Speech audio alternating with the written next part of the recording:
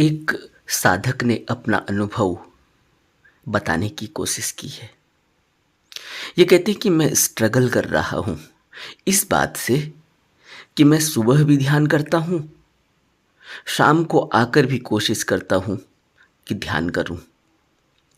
लेकिन सुबह ध्यान करने के बाद जब मैं काम के लिए निकलता हूँ, ऑफिस के लिए निकलता हूँ या छुट्टी होती है तो बाजार के लिए निकलता हूँ, सामान खरीदने के लिए निकलता हूँ, वहाँ मेरा ध्यान जो मैंने सुबह किया था वह सब छितरा जाता है और मैं फिर अपने को एक बिना ध्यानी वाले व्यक्ति की तरह पाता हूँ, जैसे कि मैंने कभी ध्यान किया ही न हो।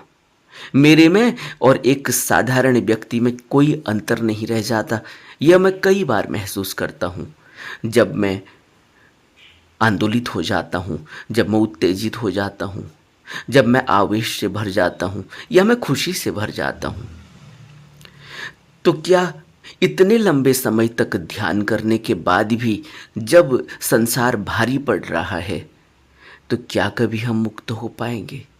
क्या कभी हम बुद्ध के उस रास्ते पर, उस लक्ष्य पर चल भी, उस लक्ष्य तक पहुंच भी पाएंगे? इस बात पर आप मुझे थोड़ी सी सहायता करें, मुझे गाइड करें।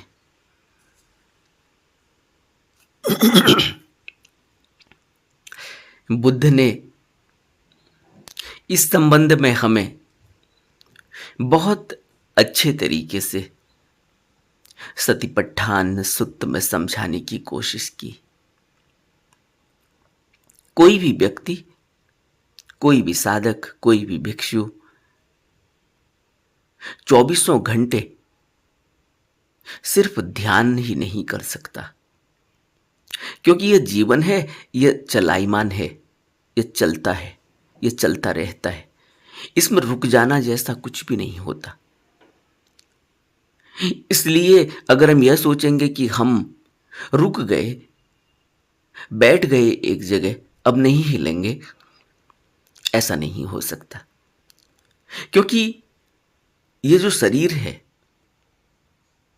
बिना शरीर के तो हम हैं नहीं, हम शरीर में हैं और यह शरीर एक ऊर्जा से चल रहा है। हवा अंदर जाती है, बाहर आती है, पानी अंदर जाता है, बाहर आता है, भोजन अंदर जाता है, बाहर आता है। एक प्रोसेस है, लेकिन इन एंड आउट ये निरंतर चलता रहता है। तो अगर हम यह सोचेंगे कि हम स्थिर हो गए, स्थिर हो जाएं, ऐसा नहीं होता। ऐसा तो सिर्फ मृतक को ही हो सकता है कि वो अब मुर्दा हो गया, अब वो स्थिर हो गया। और जो मुर्दा हो जाता है उसका इन और आउट बंद हो जाता है। इससे यह पता चलता है कि अब उसमें प्राण नहीं रहे, अब उसमें यह ऊर्जा प्रोसेस नहीं हो रही है। यह भेद है जीवन और मरण में, शरीर के मरण में। जीवन तो लगातार चल रहा है, ऊर्जा तो लगातार बह रही है, लेकिन शरीर के जीवंत और मरण होने में यह बुनियादी भेद है। हालांकि मृतक शरीर भी वैसा ही नहीं रहता, बस इतना होता है कि अब उसमें जो ऊर्जा थी वो उस ऊर्जा के कारण वह ऊर्जा प्रोसेस नहीं हो रही है, जिसके कारण वो चल फिर नहीं रहा है, इन और आउट नहीं हो रहा है। लेकिन उसके बावजूद भी वो गल रहा है, उसमें अभी भी ऊर्जा दूसरे रूप में काम कर रही है। अब वह शरीर गल रहा है। इसलिए हम ऊर्जा से कभी भी बच नहीं सकते, हम ऊर्जा ही हैं। क्वांटम के सिद्धांत को अगर हम साइंस में देखें तो उसमें इस बात की जानकारी मिलती है। फिजिक्स के कई सिद्धांत हैं, उन सिद्धांतों को हम अगर पढ़ें, जीवन में लागू करें, जीवन में लागू करते हुए देख पाएं, तो हम यह पाएंगे कि कुछ भी यहाँ स्थिर नहीं है, स्थिर नहीं है। स्थिर लगता है। क्यों लगता है स्थिर? क्योंकि जिस गति से ऊर्जा बह रही है, उस गति से स्थूल नहीं चल रहा। एक पंखे को हम देखते हैं अपने सर के ऊपर, स्थिर मालूम पड़ता है।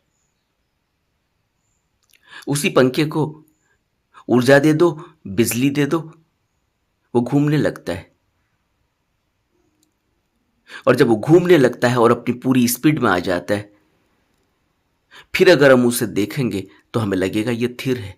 वो स्थिर नहीं है, वो घूम रहा है। इसको हम अपनी आंखों से देख सकते हैं, समझ सकते हैं। लेकिन ये पृथ्वी पूरी घूम रही है, और बुद्धि से हम ये समझते हैं कि पृथ्वी घूम रही है। हालांकि हमने पृथ्वी को घूमते हुए नहीं देखा, लेकिन किताबों में पढ़ रखा है कि पृथ्वी घूमती है। पृथ्वी को घूमने की वजह से जो परिणाम आते हैं, उनको भी हम महसूस करते हैं। दिन होता है, रात होती है, सूरज निकलता है, सूरज छिप जाता है। वक्त किसी जगह में कुछ और होता है, वक्त किसी जगह में कुछ और होता है। यह सब हम महसूस करते हैं। लेकिन पृथ्वी पर रहते हुए भी पृथ्वी को घूमते हुए महसूस नहीं करते। जबकि पृथ्वी, कहते हैं कि एक मोटा मोटा अगर अंदाजा लगाया जाए तो लगभग लगभग 100 किलोमीटर प्रति सेकंड मान लें अगर, या पलक झपकते ही 100 किलोमीटर आगे बढ़ जाती है। हैरानी होती है। यानी हम इस पृथ्वी में जहां पर खड़े थे, अगले सेकंड हम 100 किलोमीटर आगे निकल गए। विश्वास नहीं होता। इसलिए फिजिक्स कहती है, साइंस कहती है कि कुछ भी स्थिर नहीं है। लगता है स्थिर है, सामने दिखती है कि दीवार है, दीवार है नहीं। मैं भी स्थिर हूं और दीवार भी स्थिर मालूम पड़ रही है, इसलिए लगता है कि स्थिर है। जबकि मैटर जैसा कुछ है नहीं, मैटर दिखाई देता है। विज्ञान का अपना तरीका है समझाने का, बताने का, और सही भी है। उसके रिजल्ट हमें मालूम पड़ते हैं, लेकिन आंखों से नहीं दिखाई देता। इसी तरह से जो इन्होंने प्रश्न पूछा है कि सुबह ध्यान करते हैं, फिर काम पर निकल जाते हैं, उस ध्यान का फिर क्या? क्योंकि संसार हावी हो जाता है, और इतना हावी हो जाता है कि एक साधारण व्यक्ति में और साधक में फर्क नहीं रह जाता। कारण क्या है? कारण है, बुद्ध ने हमें इसका निदान भी बताया। कारण है कि हम स्थिर नहीं रह सकते। हमें कुछ न कुछ तो करना ही होगा। भोजन करने के लिए हमें हाथ उठाना होगा। भोजन सामने भी आ जाए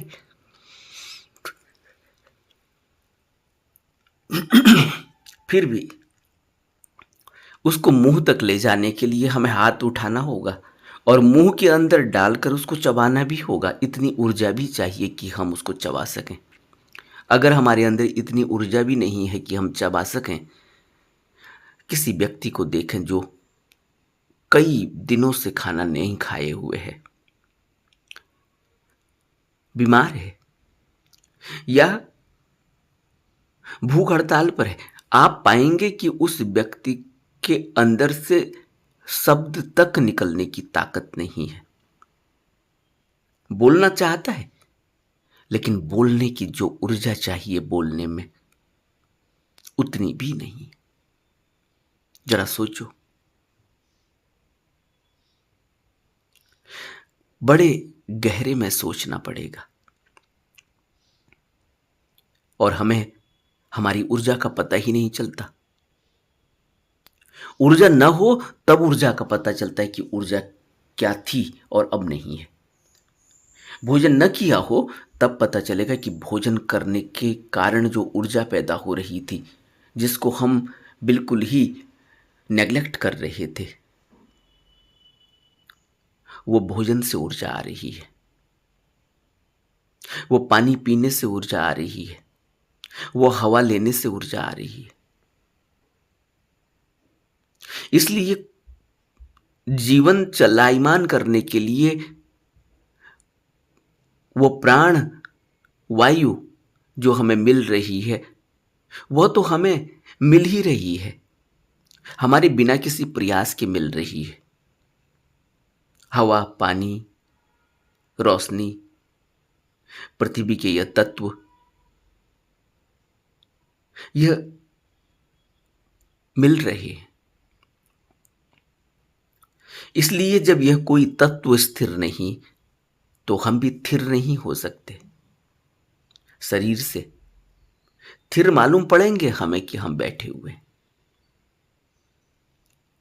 तो यह कहना कि मैं बैठकर ध्यान कर लेता हूं 1 घंटे, 2 घंटे या 3 घंटे, उसके बाद जब संसार में निकलता हूं तो मैं चलायमान हो जाता हूं।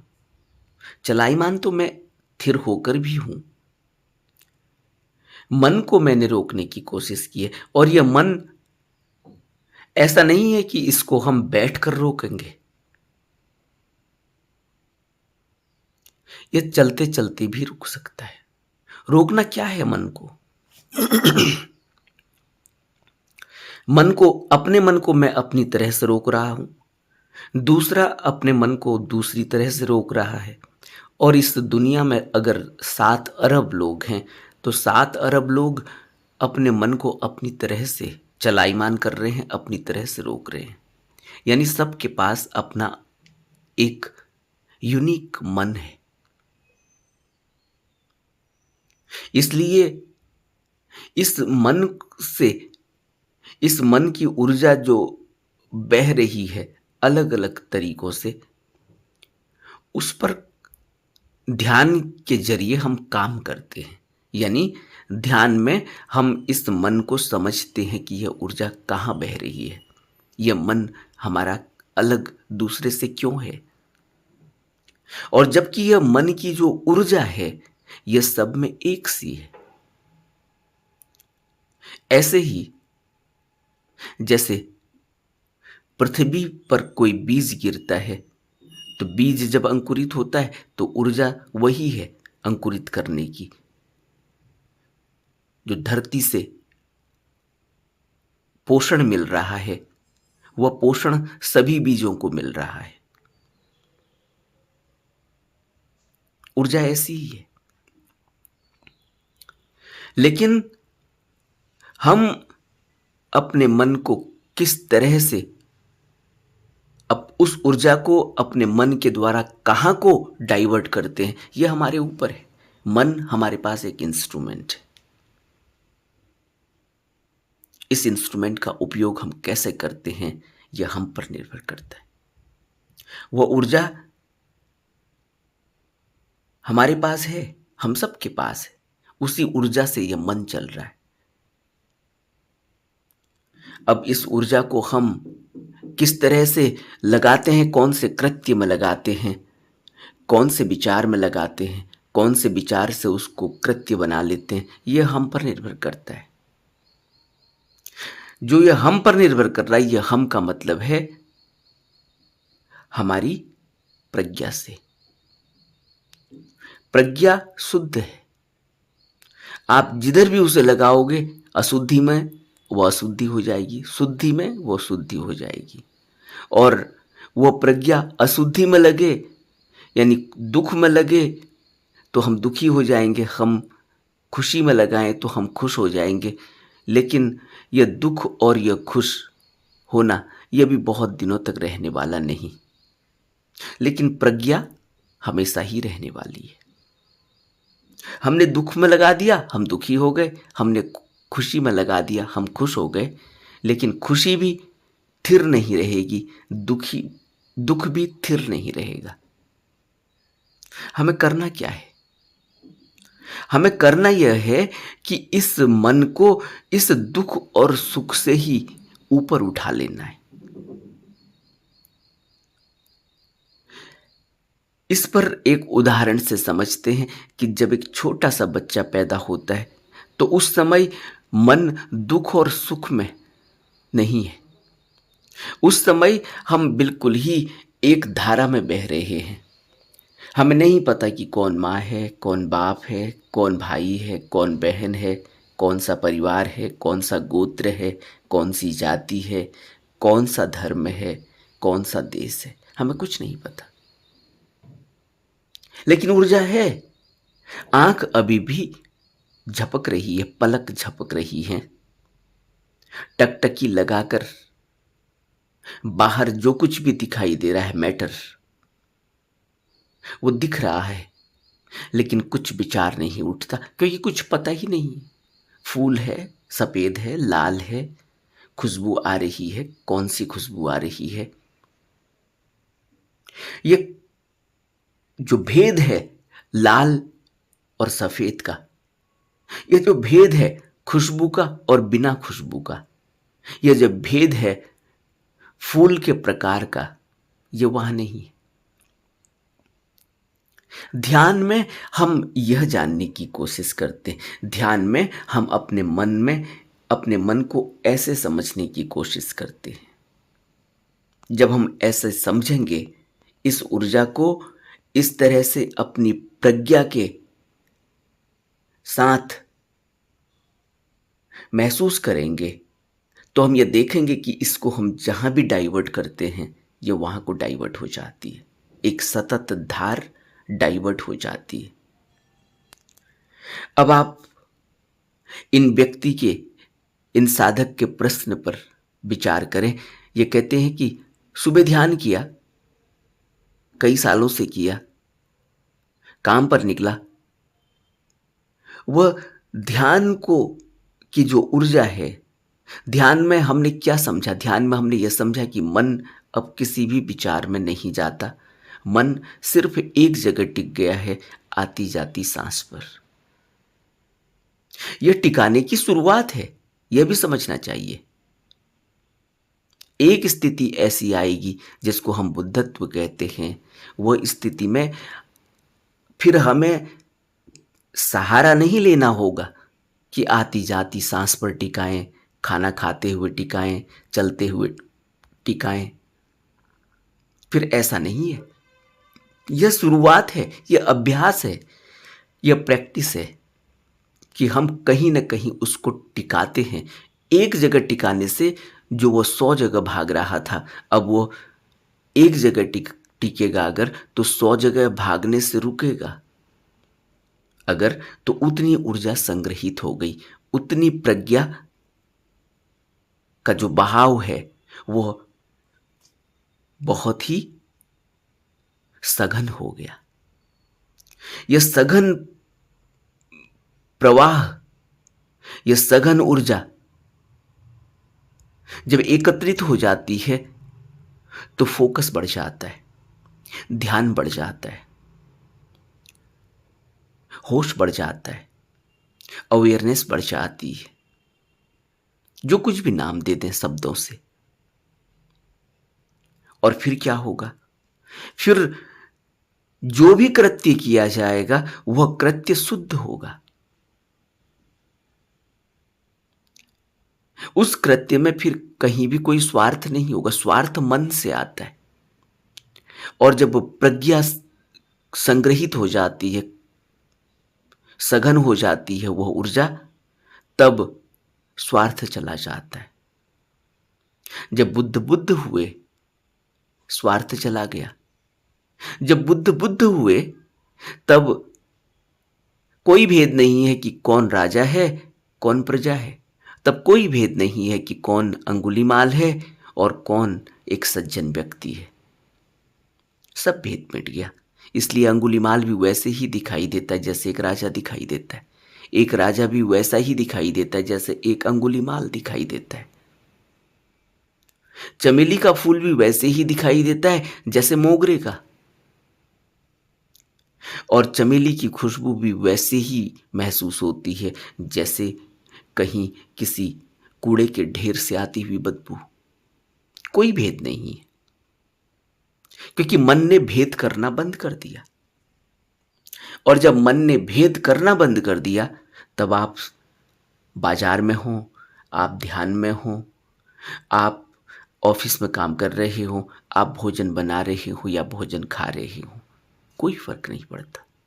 यह बुद्धत्व की अवस्था है। और जब तक हमें यह पता चल रहा है कि ध्यान में स्थिति कुछ और थी, बाजार में निकलकर हम उत्तेजित हो गए, इससे यह पता चलता है कि अभी ध्यान बहुत कमजोर है।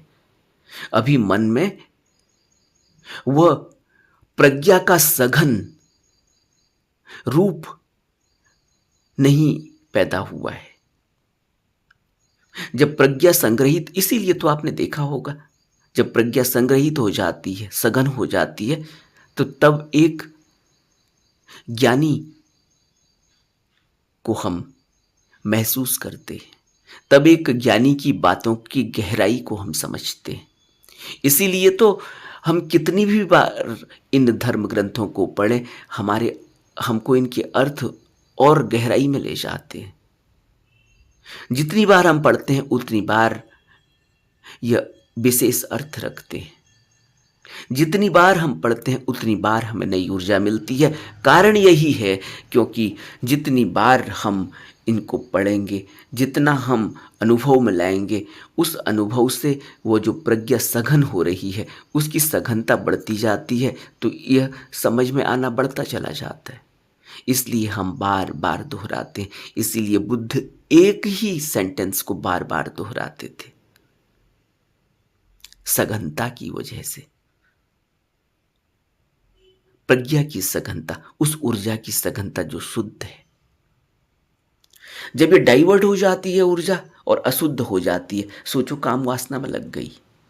अब काम वासना का रस मिला पल भर के लिए, उसके बाद वही ऊर्जा विषाद में बदल गई। फिर ग्लानि महसूस होने लगी, दुख महसूस होने लगा, पीड़ा और बहुत ही बोरियत महसूस होने लगी। क्यों? इसीलिए क्योंकि यह जो ऊर्जा ने रूप बदला है, अब ऊर्जा तो निकल गई लेकिन गलत जगह को चली गई। सुख पाया, दुख पाया, अब सुख और दुख में उलझ गए। अब यही सोच रहे हैं कि सुख और मिले, वही सुख और मिले, फिर उस ऊर्जा को उसी सुख के लिए लगाया, फिर क्षण भर के लिए सुख मिला, फिर दुख में तब्दील हो गई ऊर्जा, और यह सुख और दुख में ही ये ऊर्जा घूमती रहती है, और हम कभी भी इस सुख दुख से मुक्त नहीं हो सकते। और ज्ञानियों ने हमें बताया कि तुम्हें अगर मोक्ष पाना है, मुक्त होना है, भवबंधन से आज़ाद होना है, इस संसार के दुख से आज़ाद होना है, तो तुम्हें दुख और सुख दोनों से ही आज़ाद होना होगा। तुम्हें कमलवत जीवन जीना होगा, बुद्ध कहते। अब कैसे जिएंगे? ध्यान से ही जिया जा सकता है। ध्यान के अनुभव से ही, ध्यान के अभ्यास से ही जिया जा सकता है। अगर मैं ध्यान करने के बाद भी इतना उत्तेजित हो जाता हूँ, क्रोध से भर जाता हूँ, आवेश में आ जाता हूँ, राग या तृष्णा में आ जाता हूँ, मोह में आ जाता हूँ, तो समझना चाहिए कि ध्यान कच्चा है। अभी ऊर्जा को हम संग्रहित नहीं कर पाए, ऊर्जा को हम सघन नहीं कर पाए, शुद्ध नहीं कर पाए। इसलिए जब हम ध्यान करते हैं तो क्या करते हैं? मन के उन संस्कारों को जिसकी वजह से वो शिवरिंग कर रहा है, जिसकी वजह से वो शिवर कर रहा है, जिसकी वजह से वो हिल रहा है, जिसकी वजह से वो कांप रहा है, दसों दिशाओं में दौड़ रहा है, उसको रोकने की कोशिश करते हैं। जैसे ही वो किसी भी समय उसकी गति कम होती है, हम हमारी ऊर्जा सघन होने लगती है, रुकने लगती है। जैसे ही उसकी गति कम हुई, जैसे ही वो 100 दिशाओं में 100 तरह से भाग रहा था, उसमें से अगर 50 भी रुक गए तो 50 की जो ऊर्जा है वो सघन होने लगी, वो ऊर्जा रुकने लगी। और जो व्यक्ति ध्यान नहीं करता उसको तो पता ही नहीं है, वो तो हजारों दिशाओं में एक साथ दौड़ रहा होता है, हजारों तरफ हजारों काम एक साथ कर रहा होता है। इसी को हम मल्टीटास्किंग कहते हैं। मल्टी लेयर, मल्टी पर्पज, कई तरह से सोचना विचारना कहते हैं।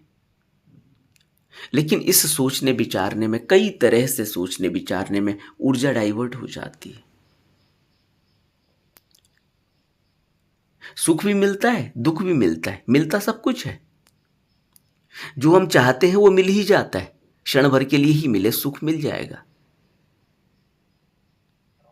क्षण भर के लिए सुख मिलता है जब हम बाजार जाते हैं, नई नई चीजों को देखते हैं, तो सुख ही तो मिला, तभी तो गए बाजार।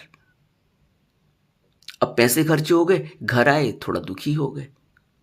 सामान लाए, वो सामान जैसा सोचा था वैसा नहीं था, थोड़ा सा इंफीरियर था, दुख हो गया। अभी सुख था, उसी सामान से सुख था अभी, जब वो हाथ में आया, जब वो उस दुकान से हमारे हाथ में आया पैसे देने के बाद, तो खुशी महसूस हुई। लेकिन घर आए मालूम पड़ा कि उसका रंग निकल गया, मालूम पड़ा कि वो बदन में छोटा हो गया, मालूम पड़ा कि दूसरे किसी आदमी ने कह दिया कि यह तुमको जच नहीं रहा है। बस वही खुशी दुख में बदल गई। ऊर्जा वही है। ऐसा नहीं है कि 500 रुपये दिए थे सामान को खरीदने के लिए, तो घर आए तो 500 से 600 रुपये खर्च हो गए, अब 600 देने पड़ेंगे, ऐसा नहीं है। पैसे उतने ही दिए। सवाल पैसे का नहीं है, सवाल यह है कि मन हिल गया। इस मन को रोकना है, इस मन की ऊर्जा को जो कई दिशाओं में बह रही है उसको रोकना है, और वो ध्यान से रुकता है। जितना हम ध्यान करेंगे उतना ही यह सघन होने लगेगी ऊर्जा, संग्रहित होने लगेगी ऊर्जा। और बुद्ध कहते हैं कि 24 घंटे कोई ध्यान में बैठ नहीं सकता, इसलिए बुद्ध ने कहा कि सतिपट्ठान सुत्त में कि तुम इरियापथ से गुजरो। इरियापथ का अर्थ होता है कि जो कुछ भी कर रहे हैं, कृत्य कर रहे हैं, सोने का ही कृत्य हो, होश से सो। लेटे हुए बिस्तर में तो होश बना हुआ रहना चाहिए कि मैं लेटा हुआ हूं, मुझे कुछ फील हो रहा है कि मैं लेटा हूं, बाएं लेटा हूं, दाएं लेटा हूं, सीधे लेटा हूं, शरीर में फील हो रहा है, कुछ वेदनाएं पता चल रही हैं, कुछ विचार पता चल रहे हैं, कुछ आदतें पता चल रही हैं, कुछ तरीके पता चल रहे हैं। यानी मन जो दिशाओं में भाग रहा था, 100 दिशाओं में, 100 दिशाओं में, 1000 दिशाओं में, वह वहीं आकर टिक गया है जहां मैं लेटा हुआ हूं। तो बुद्ध कहते कि तुम चल रहे हो तो कदम दर कदम तुम्हें होश बना हुआ रहना चाहिए। तुम खा रहे हो, कदम दर कदम तुम्हारा होश बना रहना चाहिए। तुम कुछ भी कृत्य कर रहे हो, तुम्हारा होश बना रहना चाहिए। यह होश ही प्रज्ञा का सघन रूप बन जाता है। यही होश ही एक ऐसी प्रज्ञा बन जाता है जिसके बाद कोई फर्क नहीं होता सुख और दुख में, कोई फर्क नहीं होता जीवन और मरण में, कोई फर्क नहीं होता कि हम संसार में हैं या हम संसार से ऊपर उठ गए। इसीलिए तो बुद्ध को कोई फर्क नहीं है, राजमहल है या मैदान, बगीचा जिसमें वो रह रहे हैं, ऊपर से छत है या छत नहीं है, भोजन है या भोजन नहीं है। लेकिन हम पूरा इंतजाम करते हैं भोजन का, सुबह, दोपहर, शाम, 3 वक्त तो होता ही है। जरूरत न हो खाने की, पेट में भूख न लगी हो चाहे, फिर भी आदतन, क्योंकि आदत है कि सुबह नाश्ता करना है, नाश्ते में आ गया, नाश्ता तो बनेगा ही बनेगा। इस तरह की हमारी स्थिति हो गई है, भूख लगी नहीं है फिर भी भोजन कर रहे हैं।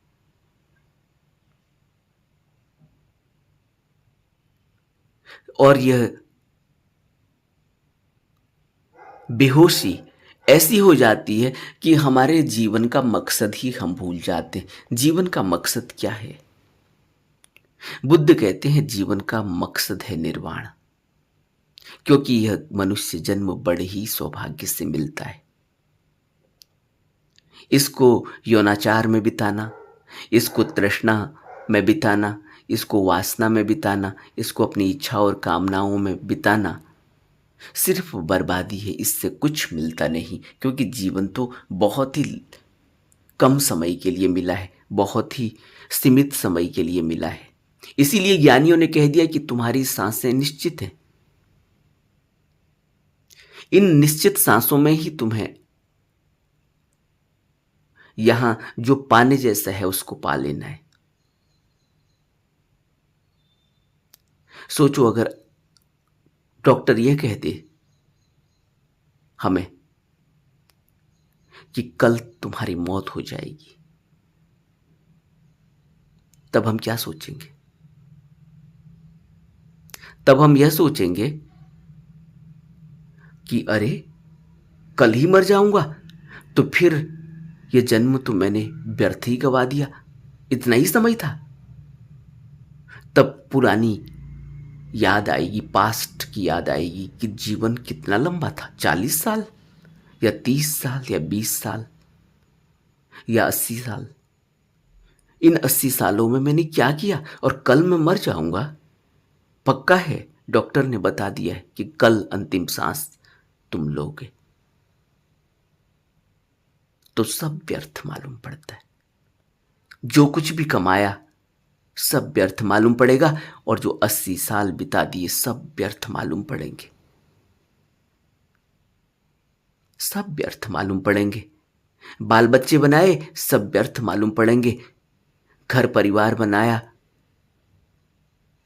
हाट हवेली बनाई, धन संपत्ति जोड़ी, खेत खलिहान जोड़े, देश विदेश में अपना परचम लहराया, सब व्यर्थ लगेगा, क्योंकि जीवन तो चला गया। शांति नहीं मिली, निर्वाण नहीं मिला, मोक्ष नहीं मिला। और जब शांति नहीं मिली तो जो कुछ भी पाया सब व्यर्थ हो जाता है, क्योंकि सब कुछ ही हम शांति के लिए और खुशी के लिए करते, और वो शांति और खुशी फिर भी नहीं मिली। इसलिए बुद्ध के वचन, बुद्धों के वचन, खाली बुद्ध कहने से फिर यह लगेगा कि क्या औरों ने नहीं कहा। सभी ज्ञानियों ने एक मत से, एक स्वर से यह बातें की हैं कि जीवन बड़े ही सौभाग्य से मिलता है, बहुत ही सीमित समय के लिए है, इसका सदुपयोग करना चाहिए। और सदुपयोग है कि हम मुक्त हो जाएं इस जीवन मरण से। ध्यान करना और ध्यान के बाद ऑफिस में काम करना या बाजार में जाना, कोई फर्क नहीं होना चाहिए। ध्यान करना न करना कोई फर्क नहीं होना चाहिए। इतना होश, इतनी प्रज्ञा, इतनी अवेयरनेस, इतना अप्रमाद हो जाना चाहिए कि कोई भेद नहीं है कि मैं बाजार में हूं, क्योंकि मैं बाजार में जो कृत्य कर रहा हूं वो ध्यान का ही कृत्य है, होश का ही कृत्य है। लेकिन फिर प्रश्न उठता है कि होश से ही तो करते हैं, तभी तो जो सामान याद करके गए हैं, लिस्ट लेके गए हैं, वही लेकर आते हैं। किस दुकान में मिलेगा वहीं जाते हैं। ऐसा तो है नहीं कि चूड़ी खरीदने जा रहे हैं और परचूने की दुकान में चले गए। ऐसा तो है नहीं कि दवाई खरीदने जा रहे हैं और किसी आइसक्रीम के दुकान में चले गए। होश से ही जा रहे हैं। लेकिन बुद्ध इसको होश नहीं कहते। बुद्ध तो कहते हैं कि यहां मृतवत जीवन जिया जा रहा है। सभी के लिए कहते हैं यह मृतवत जीवन जिया जा रहा है। वैज्ञानिक से भी कहते हैं और मृतवत जीवन जिया जा रहा है एक साधारण आदमी से भी कहते हैं। बुद्ध की कसौटी है कि होश बना रहे, प्रमाद ना हो। अगर प्रमाद है तो वैज्ञानिक भी बेकार है, व्यर्थ है। और अगर प्रमाद है तो एक साधारण आदमी भी व्यर्थ है। हमें होश चाहिए और यह होश ध्यान से घटित होता है, क्योंकि जब ध्यान से हम मन को टिकाते हैं एक पॉइंट पर, लेकिन वो शुरुआत है, इसीलिए शुरुआत अलग अलग तरीके से हो सकती है। बुद्ध ने कहा कि तुम आती जाती सांस पर ध्यान दो क्योंकि यह कुदरती चल रही है। किसी और ज्ञानी ने कहा कि मैं तुम्हें यह मंत्र देता हूं, तुम इस गुरु मंत्र मान लो, तुम इससे करो, उससे भी हो जाता है। इसलिए अलग अलग तरीके, वो अलग अलग तरीके शुरुआत है। बात इतनी ही नहीं है कि सांसों में ध्यान आती जाती को देखते रहें तो मुक्त हो जाएंगे। शुरुआत है कि होश को बढ़ाने के लिए, क्योंकि मन टिकेगा तो ऊर्जा संग्रहित होगी, शुद्ध ऊर्जा बनने लगेगी। उसी को हम प्रज्ञा, सम्यक दृष्टि कहते हैं, सम्यक संकल्प कहते हैं। सोचो, कोई आदमी ढुलमुल है, अभी यह करने को कहेगा, अभी वह करने को कहेगा, अभी कहेगा, अगर पढ़ाई करने वाला बच्चा है, अगर कहे कि 12वीं के बाद कहे कि नहीं नहीं मुझे तो वकालत करनी है, थोड़ी देर में कहे नहीं नहीं मुझे तो सीए बनना है, थोड़ी देर में कहे नहीं नहीं मुझे तो इंजीनियरिंग करनी है, थोड़ी देर में कहे नहीं नहीं मुझे तो डॉक्टर बनना है, थोड़ी देर में कहे नहीं नहीं मुझे तो आर्मी ऑफिसर बनना है। आप कहोगे भाई तुम क्या हो, तुम्हारा कोई संकल्प है या नहीं, तुम्हारी कोई एक सोच है या नहीं? यही कहेंगे ना पेरेंट्स। हमारा मन इसी तरह से चल रहा है। इसलिए शुरुआत करनी है एक तरीके से। वकील बनना है, वकालत करो। इंजीनियर बनना है तो इंजीनियरिंग की तैयारी करो। डॉक्टर बनना है तो डॉक्टरी की तैयारी करो, एंट्रेंस की तैयारी करो। एक जगह मन को टिकाओ, फिर उसके बाद सब कुछ होगा। जब मन टिक जाएगा तब डॉक्टरी की पढ़ाई हो सकती है, डॉक्टर बन सकते हैं, तब और आगे बढ़ सकते हैं, फिर बहुत बड़े सर्जन बन सकते हैं, फिर और आगे बढ़ सकते हैं, बहुत बड़ा हॉस्पिटल खोल सकते हैं, फिर और आगे बढ़ सकते हैं, निःशुल्क इलाज कर सकते हैं, लोगों की सेवा कर सकते हैं। हमने जो पाया उसको हम लोगों के साथ शेयर कर सकते हैं, उनकी मदद कर सकते हैं, उनकी हेल्प कर सकते हैं। लेकिन अगर हम वहां सोचें कि मुझे हेल्प करनी है, मुझे तो सर्जन बनना है बहुत बड़ा संसार का, और यहां मेरा संकल्प कुछ न हो, यहां मेरा कोई एंट्रेंस की तैयारी न हो, यहां मैं वकालत की तैयारी कर रहा हूं, बनना है मुझे डॉक्टर, तो इससे क्या पता चलता है? इससे यह पता चलता है कि मेरे पास सम्यक दृष्टि नहीं है, मैं देख नहीं पा रहा हूं, मेरे पास सम्यक संकल्प नहीं है, मैं अडिग नहीं हूं। इन दोनों, सम्यक दृष्टि और सम्यक संकल्प को बुद्ध प्रज्ञा के दो भाग कहते हैं। तो जब ऊर्जा सघन होती है ध्यान करके, तब सम्यक दृष्टि पैदा होती है, सम्यक संकल्प पैदा होता है, इस संकल्प के सहारे हम आगे बढ़ते हैं, अपने लक्ष्य तक पहुंचते हैं। तो अपने अंदर ध्यान के जरिए उस प्रज्ञा को, यानी उस संकल्प को, सम्यक संकल्प को, उस सम्यक दृष्टि को जगाना है। जब मैं बाजार में जाऊं और मुझे कोई सड़ा सामान दे और मैं ले आऊं, तो फिर उसके लिए रोष पैदा न हो। सम्यक दृष्टि होगी तो फिर जो दिखाई देगा वो पूरा दिखाई देगा। फिर ऐसा नहीं दिखाई देगा कि वो व्यक्ति आपको सड़ा सामान दे रहा है और आपको होश ही नहीं है, बेहोशी में रख रख दिया गया है। फिर आपको सम्यक दृष्टि जब पैदा हो जाती है तो व्यक्ति की भाव भंगिमा बताती है कि यह आदमी तुम्हें धोखा दे रहा है या नहीं दे रहा है।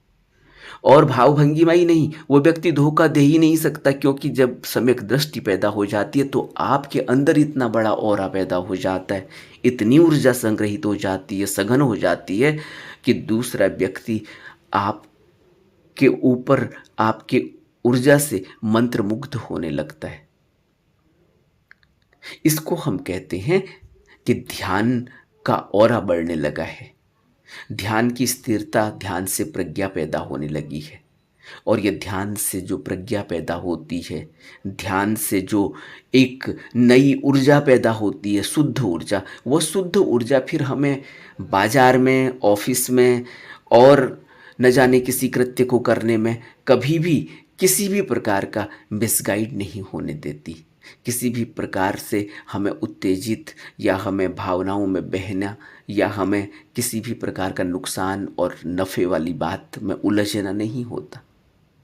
फिर हम तरल हो जाते हैं, जैसे ऊर्जा बहती है वैसे ही हो जाते हैं। फिर ऊर्जा, फिर किसी भी प्रकार का कोई बाधा या किसी भी प्रकार का कोई दिखावा, आडंबर या किसी भी प्रकार का झूठ या किसी भी प्रकार का मैं, मेरा, मेरा अहंकार, मेरे आत्मभाव, फिर कुछ ऐसा नहीं दिखाई देता। तभी तो बुद्ध को कुछ फर्क नहीं पड़ता। आप गाली देते हैं, कुछ फर्क नहीं पड़ता। आप उसकी प्रशंसा करते हैं, तब भी कुछ फर्क नहीं पड़ता। हमें समझना होगा, ध्यान को गहराई से समझेंगे, ध्यान करेंगे, ध्यान की ऊर्जा को अपने ऊपर अंदर संग्रहित करेंगे, तो धीरे धीरे हम ये पाएंगे कि हमारे ध्यान का परिणाम हमारे रोज के कृत्य में दिखाई देने लगेगा और हम ध्यानी ही बने रहेंगे, हम साधक ही बने रहेंगे। नमो बुद्धाय।